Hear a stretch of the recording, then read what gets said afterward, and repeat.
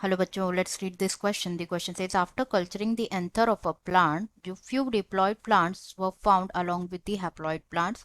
तो हमें बताना डिप्लॉयड प्लांट्स जो है वो अराइज क्यों हुए हैं, किससे अराइज हुए हैं. ऑप्शन है हमारे generative cells of pollen, B cells of anther wall, B C vegetative cell of pollen and D exine of pollen wall. तो सबसे पहले यहाँ पे अगर हम बात करें अबाउट की कॉन्सेप्ट, तो जो की कॉन्सेप्ट इस क्वेश्चन में यूज किया गया है that is structure of anther. तो एंथर के बारे में अगर हम बात करें तो एंथर क्या होता है, बेसिकली बाइलॉब्ड होता है. Anther is a bilobed structure and each lobe contain करते हैं क्या, each lobe has two pollen sacs. Each lobe has two pollen sacs जो कि कंसिस्ट करते हैं टिश्यू जिसे कहा जाता है microsporangia.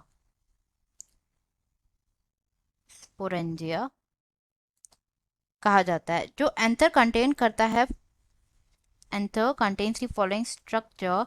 First is anther cell wall. Anther cell wall. तो anther wall होता है, anther wall has epidermis, endothelium, middle wall layers, middle wall layers, and also tapetum. And tapetum having both outer और inner layers होती है. ये सारे क्या होते हैं, डिप्लॉयड होते हैं in nature. They all are diploid in nature and sporogenous tissue है that undergoes meiosis. Sporogenous tissue which undergo meiosis ये फॉर्म करते हैं क्या, haploid pollen grain फॉर्म करते हैं. haploid pollen ग्रेन फॉर्म करते हैं. तो यहाँ पे हमें कंडीशन गिवन है after culturing the anther of a plant. कुछ तो डिप्लॉयड प्लांट फाउंड ऑब्टेन हो रहा है और कुछ हैप्लॉयड प्लांट ऑब्टेन हो रहा है. तो डिप्लॉयड प्लांट्स कैसे अराइज हो रहे हैं हमें ये बताना है. तो जब एंथर को, व्हेन जो एंथर है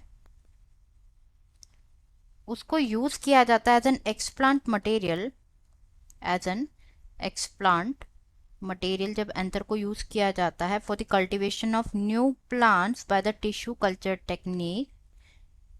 टिश्यू कल्चर टेक्निक से तो क्या होता है, देन कुछ प्लांट्स तो ऑब्टेन होते हैं, कुछ प्लांट डेवलप होते हैं एप्लॉयड एंड कुछ प्लांट डेवलप होते हैं डिप्लॉयड. तो डिफरेंट टाइप ऑफ टिश्यूज जैसे कि हमने बात की एंथर में प्रेजेंट होते हैं. जो pollen grains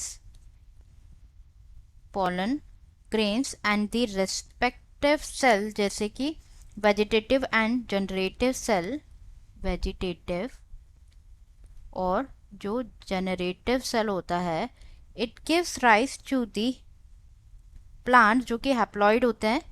it gives rise to the haploid plants क्योंकि ये क्या होते हैं, हैप्लॉइड होते हैं जो कि प्रोड्यूस होते हैं थ्रू द स्पर्मेटोजेनेसिस. पर जो अदर सेल्स होते हैं जैसे कि cells of anther wall, endothecium, middle layers, ये डिप्लॉयड होते हैं. तो they will give rise to the diploid plants. ये जो हमने यहाँ पे स्ट्रक्चर्स देखे ये डिप्लॉयड होते हैं, तो they will give rise to the diploid plants. तो अब जो है हम ऑप्शंस चेक कर लेते हैं. यहाँ पे हमारे फर्स्ट गिवन है जनरेटिव सेल ऑफ पोलन जो कि इनकरेक्ट है, हमने ऑलरेडी डिस्कस किया है. B cells of the anther wall correct है. वेजिटेटिव सेल भी इनकरेक्ट हो जाएगा. साइन ऑफ पोलन वॉल भी incorrect. Answer is B cell of anther wall. B cell of anther wall. I hope you understood it well. Best of luck.